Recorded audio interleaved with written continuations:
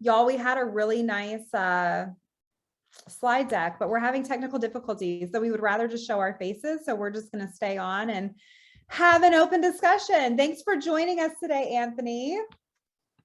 Thanks for having me. This is great. Great to be back. Yes. Okay. So I want to start with like who we are, how we know each other, all that stuff. So for starters, I am Jen Lyles. I'm Executive Director of Beauty Schools Marketing Group. And we started doing webinars, I guess, in Q4 of last year. And this year we decided we are going to make it exclusive to BSD members only. I let a couple of y'all in just because I know you personally, or we're friends on LinkedIn, or you know Anthony. But we do have a lot of great webinars coming up this year for anyone who wants to buy leads from us or do any sort of advertising with us. So the mission behind our company is we just want to get your school more leads and more enrollments. Anthony, of course, you've been in the business a long time. So why don't you just kind of give us the cliff notes on your bio? Sure, Jen. Well, thanks for having me. Thanks for Beauty Schools for inviting me as well. It's great to be back involved with the community again. It took a few minutes hiatus, but been back in action. So I've been in the beauty school industry as a owner, or I was from 1992 till 2018 when I sold my schools. I own 9 schools in New York and Florida. I've owned salons. I sat on the board of AACS for 13 years. And then most recently, I sat as the interim executive director and took them from having a brick and mortar plant over in Arizona to being virtual. And now they're relocating in Washington, D.C., which I'm very happy to hear. Awesome. And you and I are on AACS. Yeah. So that brick and mortar, like I worked in that brick and mortar. I moved out to Phoenix, I don't know, like over 10 years ago. And I started working at Axe, and you sat on the board. So of course I knew you then. And then we've been running into each other at events. We know a lot of the same people. So I am going to pick Anthony's brain today, specifically on hiring. Let's talk for a second about stats when it comes to what we are calling the Great Resignation happening today. So the Great Resignation, you know, in quotes, it was actually coined in 2019 by Anthony C. Klotz, who's a professor at Texas A&M University. And he predicted that workers were going to start to resign in masses after the pandemic due to burnout and wanting to work remotely. Of course, we are seeing this happen in every single industry. I don't think there's an industry that is not being hurt by the pandemic. The number of American workers quitting their jobs hit a record high in November, so just a couple months ago, with 4.5 million people quitting their jobs. And according to a survey conducted by LinkedIn, 74% of the participants said time spent at home during the pandemic caused them to reevaluate their current work situation, and that over half, 55%, say that they plan to look for a new job in the next 12 months. So the reason we are specifically doing this webinar is obviously, you know, I've been in the consulting space for a long time. I've been going to events over the past year. And this is the #1 problem schools are having right now. Do they want more leads? Sure. Do they want more students? Sure. But if they don't have educators to teach them, they don't even want the students at this point. So today we're going to talk a little bit about why this is happening, what we can do culture-wise to make the schools seem like a more attractive place to work, and different ways to recruit people. So let's go ahead and jump in. Anthony, I'm going to have some questions for you. I used to be a news reporter, so I'm going to get back into my CBS days, and let's just have an open conversation about a few things. So before we talk about, Anthony, exactly what's going on today, let's talk about back in the day when I was a child and you were running beauty schools. I'm kidding. I'm really not that much younger than you. Could you share with us, like historically, how did you find employees to work for you? Sure. So back in the day, we used to call it a culture as well. I personally don't like culture. I've advanced onto community, and that makes me go back to what we built back in the day. And it wasn't a culture, it was a community. And what I mean by that is beauty schools are when you're creating your community, you're working with your potential students coming in, you're working with the end users of that graduate, the salons, and everything in between, whether it's a distributor, a sales distributorship, shampoo line, a color line, whatever it may be. Everywhere you're going, you're constantly meeting people in the beauty industry. So you're growing your community, and that's the best way to really cultivate people to come work for you. It's really no different than when a salon would call me and say, I need job placement. Can you send me 3 graduates? I would say that's great. I can send people to you for a job interview, but they don't know you and they're not excited. So it's the reverse psychology of that. I want people to come into me and see what I'm doing at my school. What innovative things are we doing maybe since they went to beauty school? What changes have been going around? What is our package of benefits that we give? And benefits isn't always a monetary thing. It could just be the way you treat your staff, the hours of operations, the amount of time off. Those are all have changed very much. But back in the day, those were the things that attracted a lot of people to come work for us, because you want talented hairdressers, right? But they're out there making a lot of money. And typically beauty school teachers don't get paid as much as you do when you're a salon professional. Right. So you have to find a trade-off that's good for that person. Maybe they're having children, maybe they've gotten married, maybe their book is slowed down and they want to have something more of a, not that it's 9 to 5, but that more clear culture of I know where I'm going to be every day. I know how much money I'm going to make every week. I'm going to get paid vacation. I'm going to get paid health benefits. And that's what attracted a lot of teachers to us.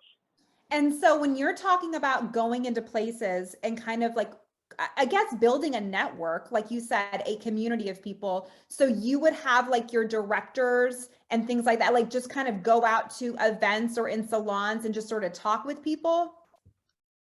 So one of the things that we always did was everybody had business cards, including the students.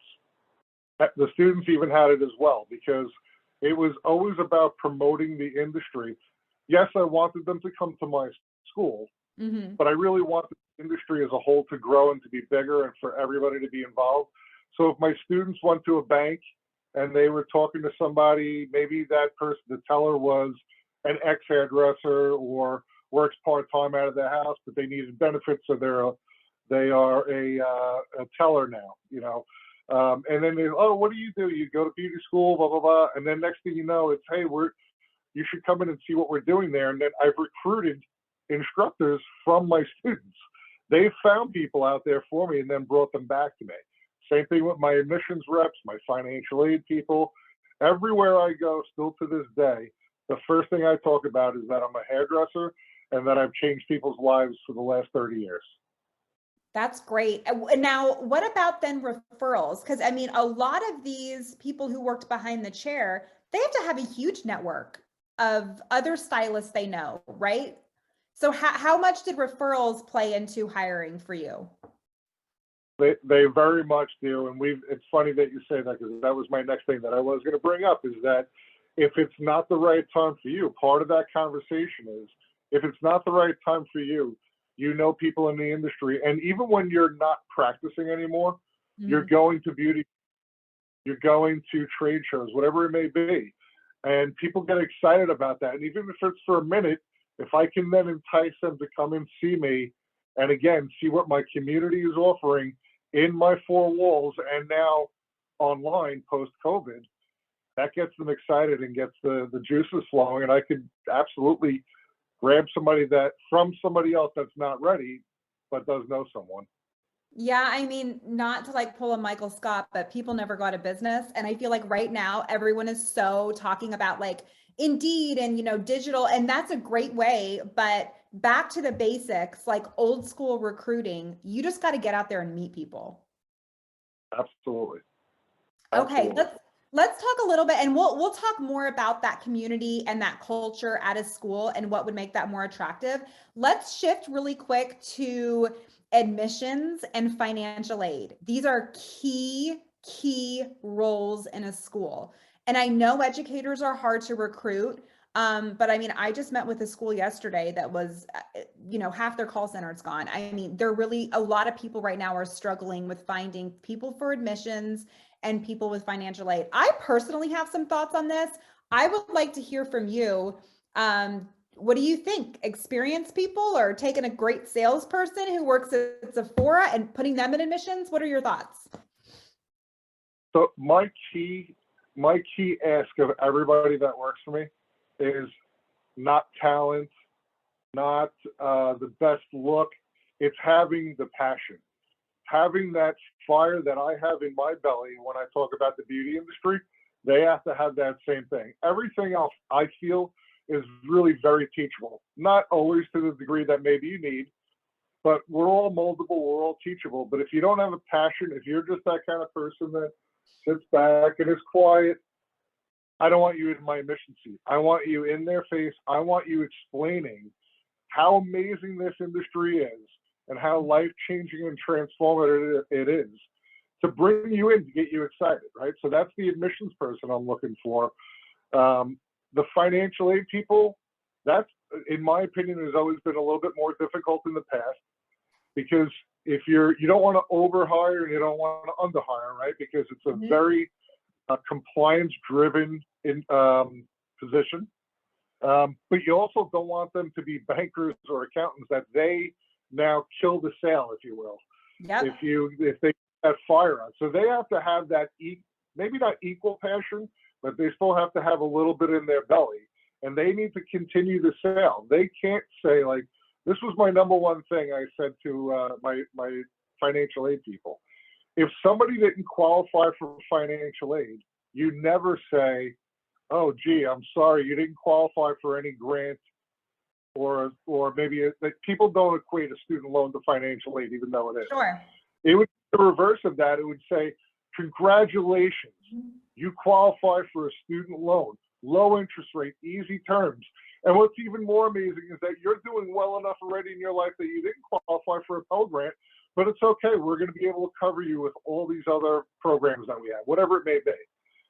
So it's keeping that fire going. You can't be the finance guy at the car salesman and say, they're carrying. Do you want prep? And now you start adding fees, and it's next thing you know, it's daunting. It still has to be explained and be easily digestible to that potential student. Yeah, I mean, financial aid to me, they're mini closers. I mean, the admission starts the rapport building, but oftentimes they pass it off to this Debbie Downer who's like, all you got was student loan, instead of like, you don't have to pay these back until 6 months after you graduated. Like, there are some really positive things you can talk about when it comes to finances. And I actually really loved how you started that conversation, because I'm with you. I see too many job postings right now on LinkedIn, on Indeed, that they are looking for experienced admissions people. And you cannot, like, to me, you can't teach character. Find someone with good character, a great personality, someone who's bubbly, someone who's personable. But you can teach you can teach the programs you offer. People are teachable. I don't understand why everyone is looking for experience in that area. I think it's partly become, and I was this at one point in my career as well, is we get, as the owner, you get a little burnout, right? I mean, we just went through the Great Plague here, 2.0.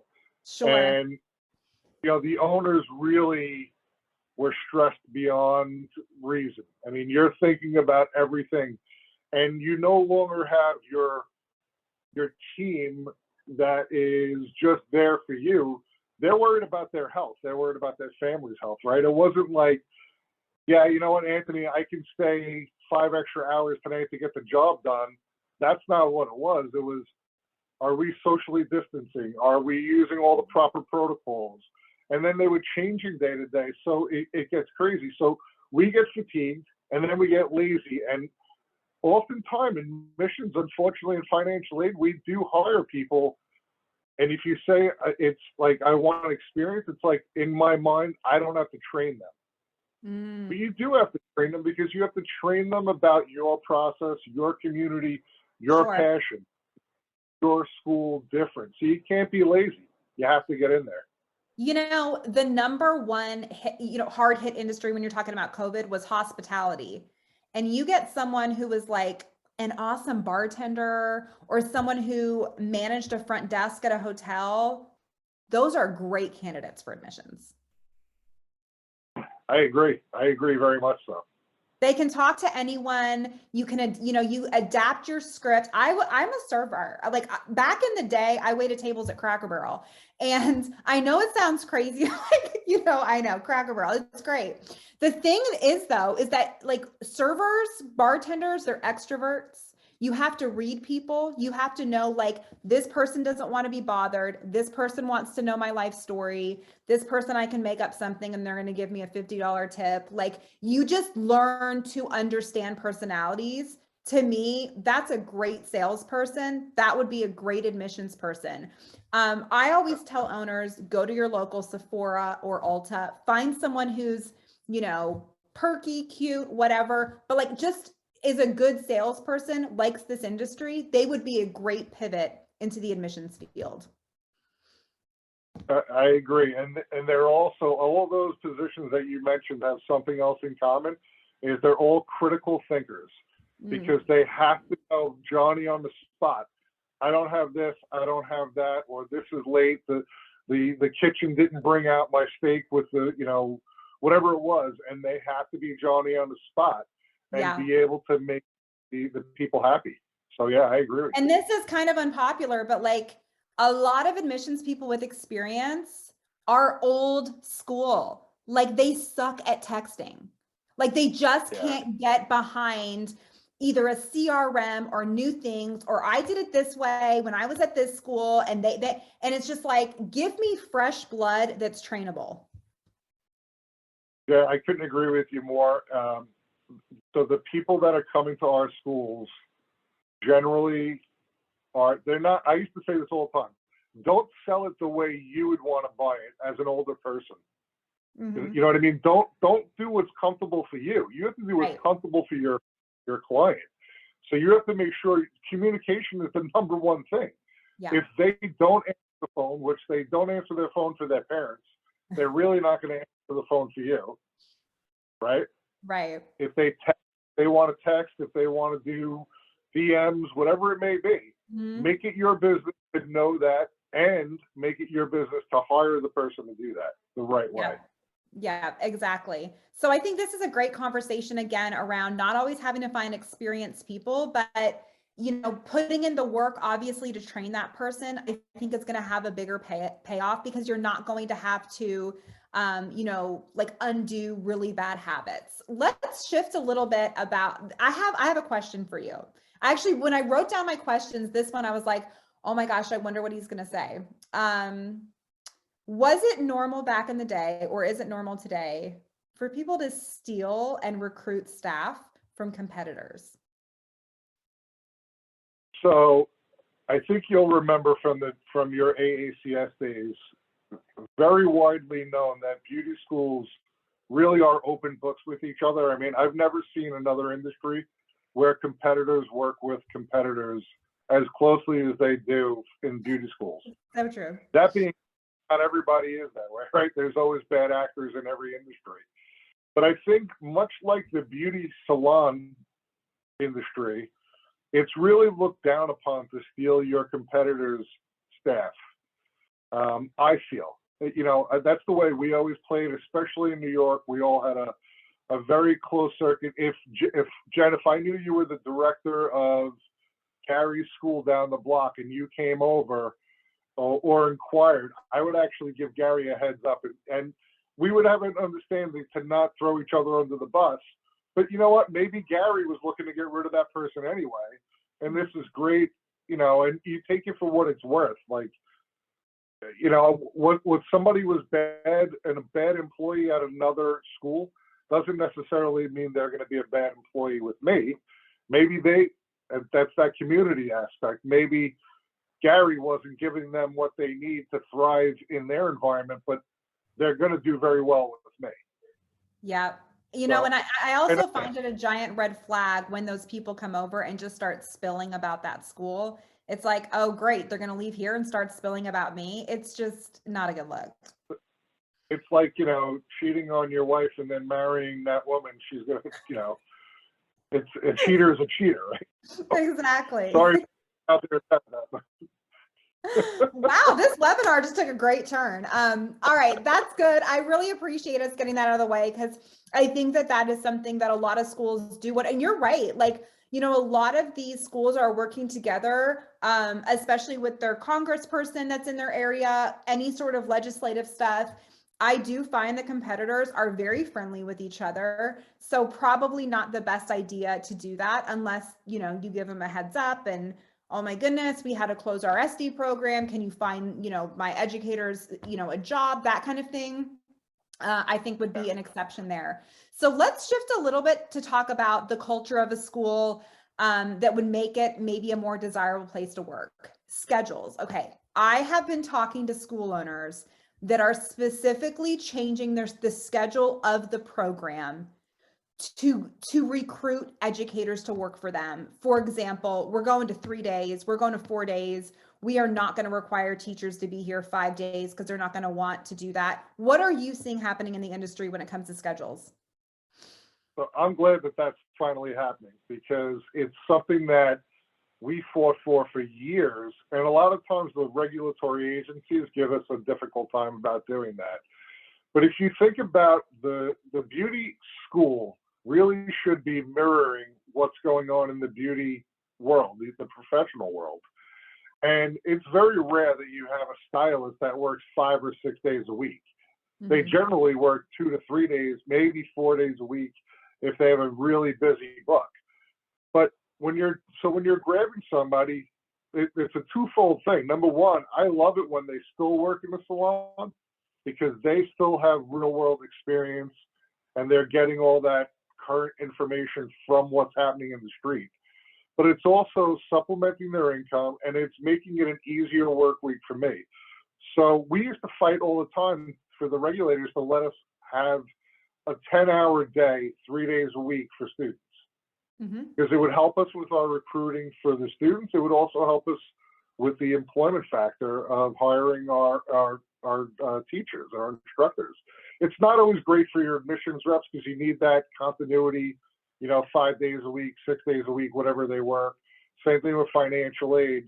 So your back office is more of a 9 to 5 kind of thing with maybe 2 late nights. But the teachers, they love that. They love that flexible schedule. Everybody does. Yeah.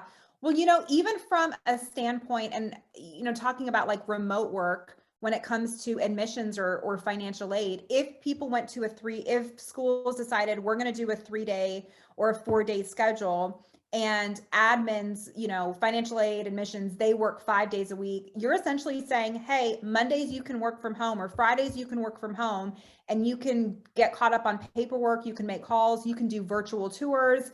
To me, it's sort of a win-win. I mean, I call me new school. I don't think it's necessary everyone be in your school the entire time it's open. One of the things that I've talked to a lot of my colleagues about is the Saturdays, typically in the salon world, were and still are somewhat a very busy day. Nobody wants to come to school on a Saturday anymore. Everybody that I speak to, they cannot get students. So we used to have a Monday, Tuesday, Wednesday, Thursday night, 6 to 10, and then Saturday 9 to 4:30. And we felt like that was a really great program for a working professional that's looking to change their career.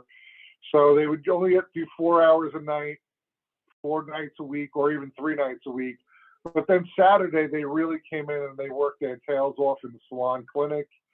But you can't get that anymore. They don't want to do that anymore. They don't want to be there on Saturday. And, I think that's also because that's a shift in the salon world.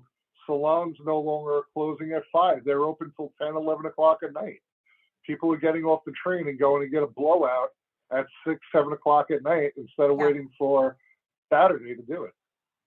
You know, and it's funny you say that because back in the day, like I remember Axe days. I remember like even when I was a marketing director at a school, we had a Saturday schedule and everyone always said, we're preparing them for the salon world. Well, you're not really anymore. Like even like my best friends who do hair, they don't work on a Saturday. They're like, this is a family day. My kids are playing soccer. Like I find like my husband's off work. They're not working Saturdays. Right. I mean, that's a segue that I don't know if you're going to jump into it. We can, but I think that you opened with this. There has been a really big mind shift of quality over quantity in life, Yeah. and people want to work. I'm on a trip right now with some colleagues. We were discussing it last night. People don't necessarily want to work like dogs, like my generation and the older generation. We were the type that, 40 hours was a half a work week. 60 and 80 hours was really more than normal. And you just put your nose down and you made money. But that's not what gets people going anymore. No. It's quite the opposite. And I'm glad to see that, because the Europeans have had it for forever, to get a month or 2 months off as opposed to 2 days or even 1 day a week. That we're killing ourselves. I mean, it's not a badge of honor. I always thought it was funny because I mean, I'm a millennial and I used to hear people say like, "Oh, wow, you only work 40 50 hours a week. I'm 60." I'm like, "Why are you bragging about that?" Like, cool. Like I'm Yeah. off traveling, living my life. Like that's nothing to brag about. That's actually pathetic. Like how sad. And I think you're right. And what I love is what you said. The older generation, they're even shifting. They're like, oh, cool. Like I missed my kids growing up. Maybe now I can watch my grandkids grow up. Like I feel like every generation now is sort of getting on board because of what's happening in this country. And you know what it is too, Jen? I think people of my age and older, we're so afraid of what it's going to be like to retire one day. Are we going to have enough money? Are we going to have this? Are we going to have that? And then we saw that through the pandemic, we did more with less. We were trapped in the house, but you know what? We got back to playing board games with our family. We had movie Yeah. nights. We did silly things, and it's a better quality of life than working till 7, 8 o'clock at night and then running to a busy restaurant and paying $400 for a dinner. It's like, it's just crazy. It's the rat race. And I think that everybody just had just a real mind shift to say, I don't want to do that anymore. And the reality is none of us are probably going to really be able to afford to retire anyway. So you might as well. Well, I mean, I know my generation won't. I mean, because the older ones, they're going to take all the Social Security and leave us with nothing. But no, you're absolutely right. That is there is a giant shift happening, and I think a lot of good came from COVID. Obviously, a ton of terrible things did, but online curriculum, people doing remote admissions. I think a lot of good happened during COVID, and this shift we don't necessarily need to see as a bad thing. I will also point out, because millions of people have quit their job, there are a lot of unemployed people right now. I mean, the pool is pretty big out there. You just need to be a desirable place to work. So let's talk about making a culture a little bit more fun. What are your ideas on there's nothing worse than dreading going into work. How can you incentivize your current staff to stay and not be part of the 4 million people that are quitting jobs? So, one thing that I've always done, and I still continue to do in my consulting gigs as well, is I make sure to impart to all the owners and managers is to really get to know what makes each individual tick. Because you're never going to just create one program or one platform that's going to be everything to everybody, right? Like, I think of Google and how they've transformed the workplace with sleep pods and, cafeterias and things like that, that you never really saw that before. It was like, this is a place of work. If you want to eat, bring it or go buy it. Yeah. But, have fresh fruit available for your employees, water available for them, whatever it may be. Just things that make their life a little easier and a little bit better. but getting to know what makes each person tick and then creating your community again around that. If you know somebody's a traveler and you know somebody like Christmas bonuses, if you do that, or, holiday bonuses, it doesn't always have to be a monetary thing. Maybe it could be a travel reward. If as owners of schools, I remember when I sold my schools, I had about 2 million American Express points.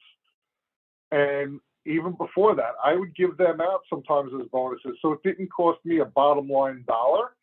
But if I knew Jen liked to travel and she had a vacation coming up soon, as long as it wasn't going to, eat up my whole thing. But if I could take 20,000 points and say, hey, Jen, I want to pay for your flight through points. So when you're ready to book, let's sit down and talk. And you know what? I want to hear about what your plan is. I want to know what's going on. I think this is fantastic that you're going to do that. You take a little interest, even if you don't really care. Just show people that you're thinking of them a little bit.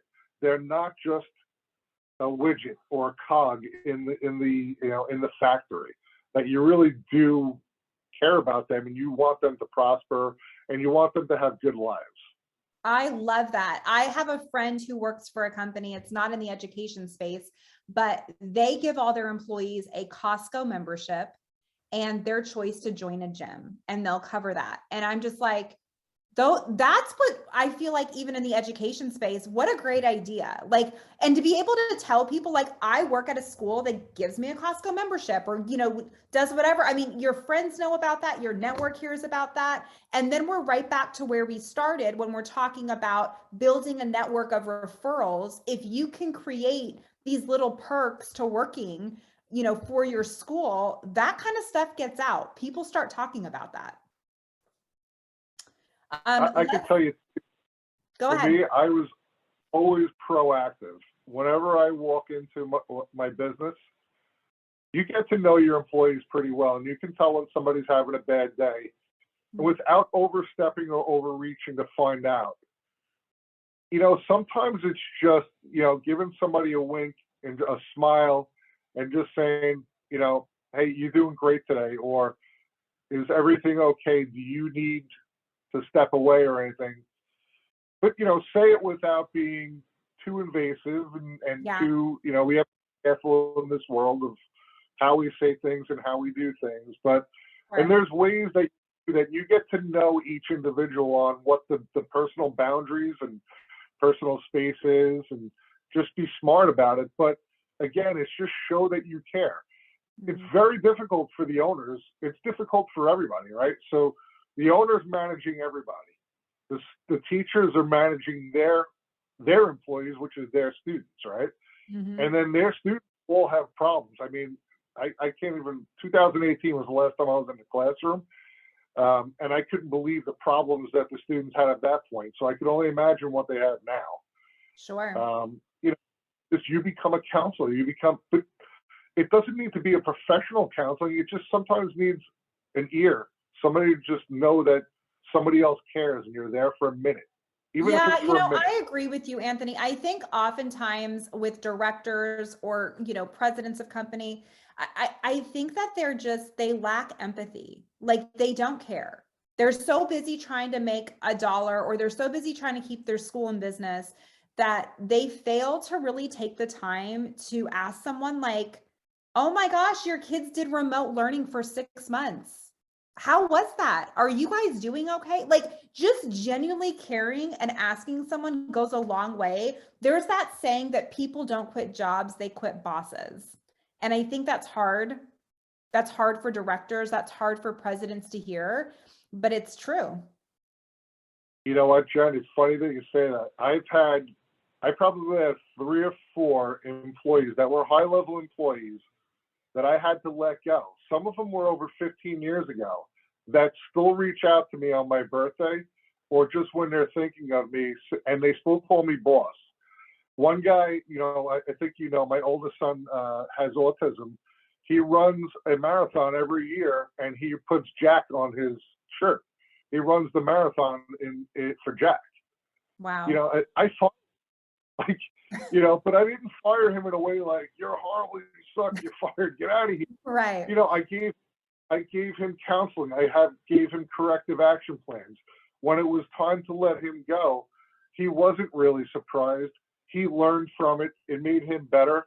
And then we just, we kept in touch. And that's an amazing thing to me. Like, it really, really warms my heart to know that if I got to a point where I had to let you go, but you still think of me as a for you, that's an amazing accomplishment. That is incredible. A future idea then for a webinar is how to fire staff. Like, you probably need to write the book on that. The fact that you have people still reaching out to you, that's a true testament to your character. So I think that's awesome.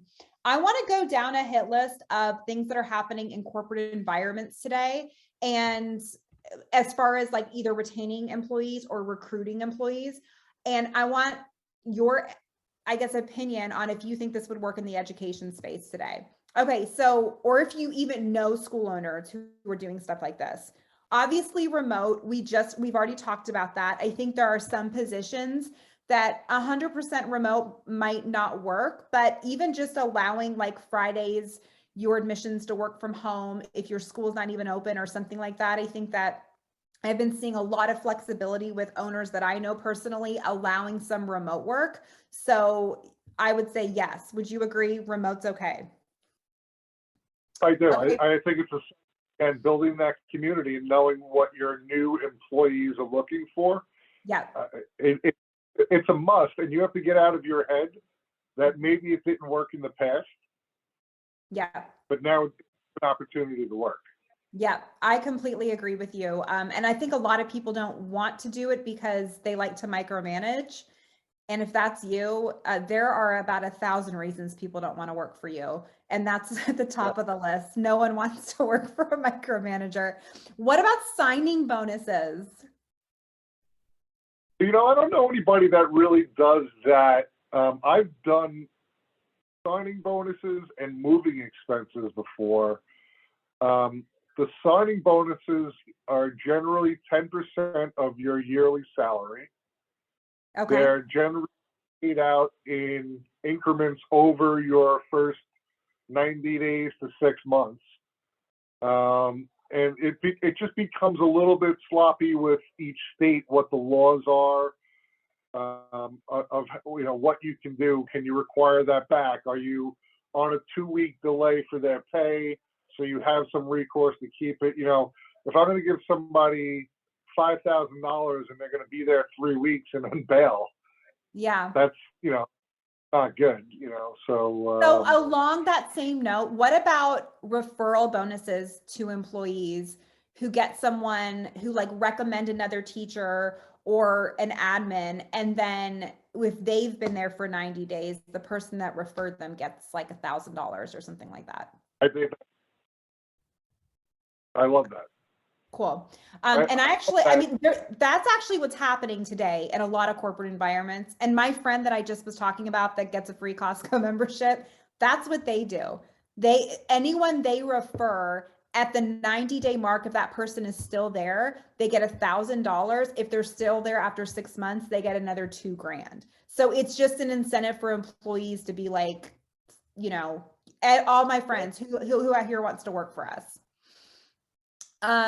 Relocation expenses. I actually just spoke with a school owner in Arizona last week who says he's heavily recruiting in other states. So you say you've done that before, right? Relocation? Yeah. But I did, in full disclosure, I did it with a higher level employee. It was like corporate director of education. I had 9 schools.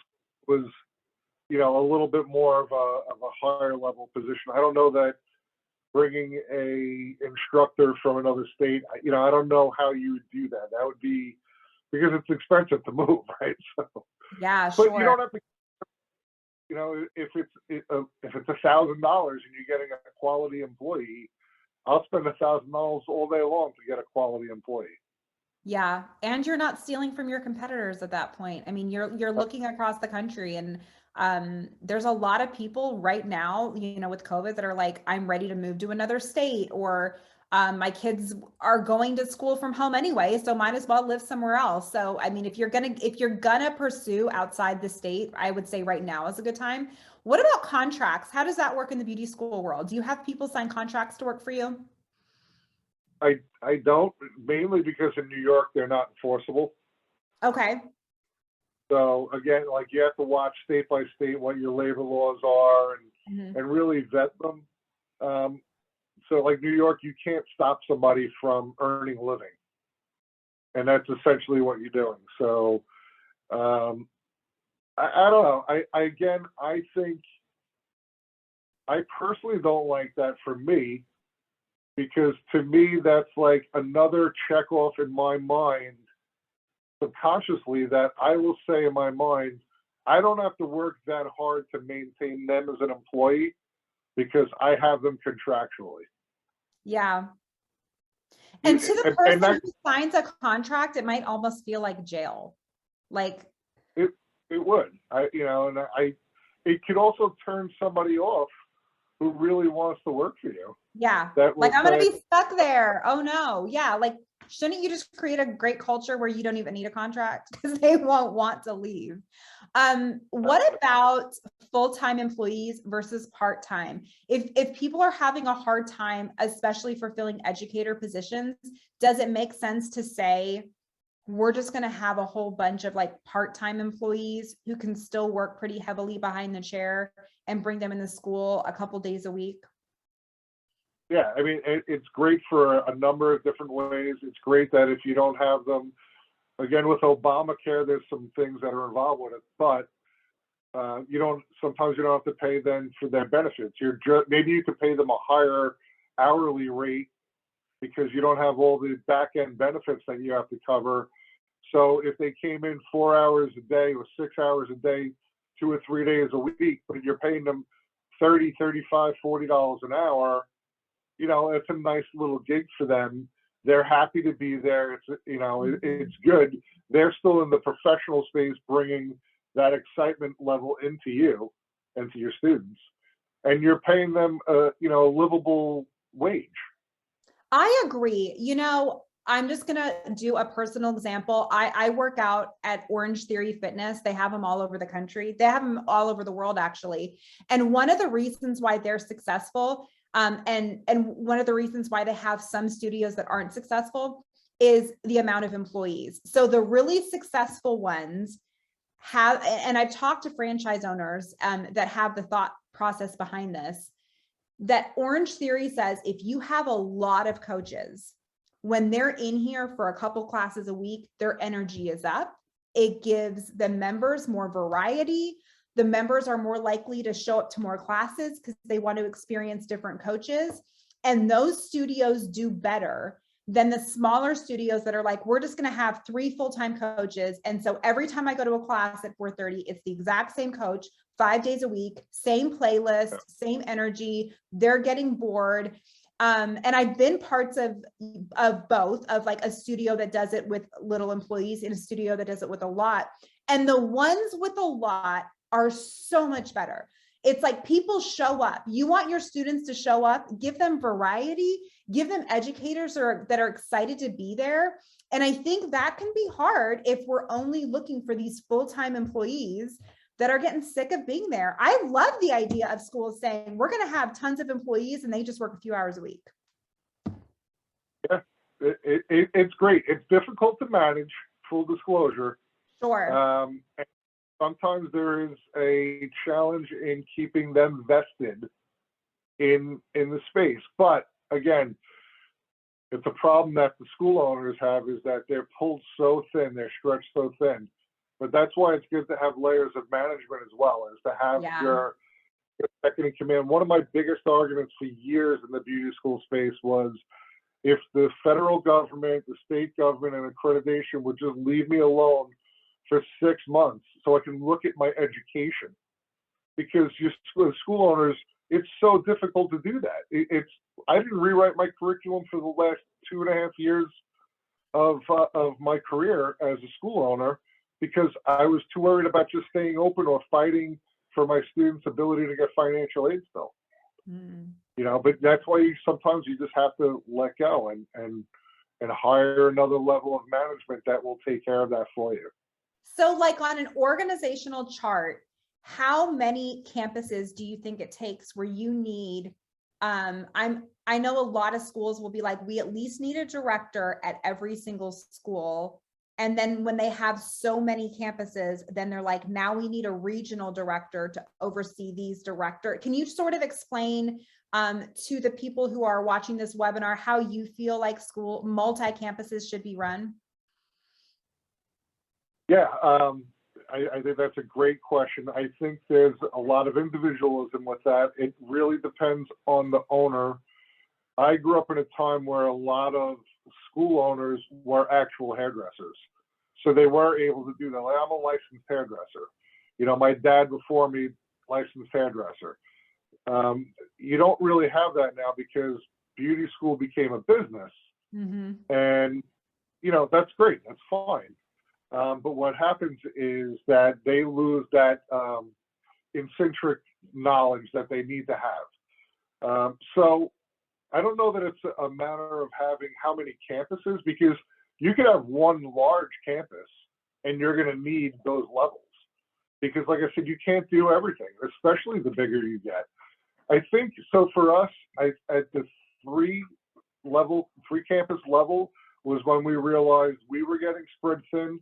And there was a lot of operational things that we needed to get in place first. So we had a director of facilities, let's say, or something like that, where they were making sure. And sometimes they're cross jobs. They have multi-role jobs. So the director of the school, if they are a licensed hairdresser and have written curriculum, could also, part of that time could be writing curriculum or reviewing curriculum with staff. Mm-hmm. But I don't have a really easy answer for you for that, Jen, because there's a lot involved.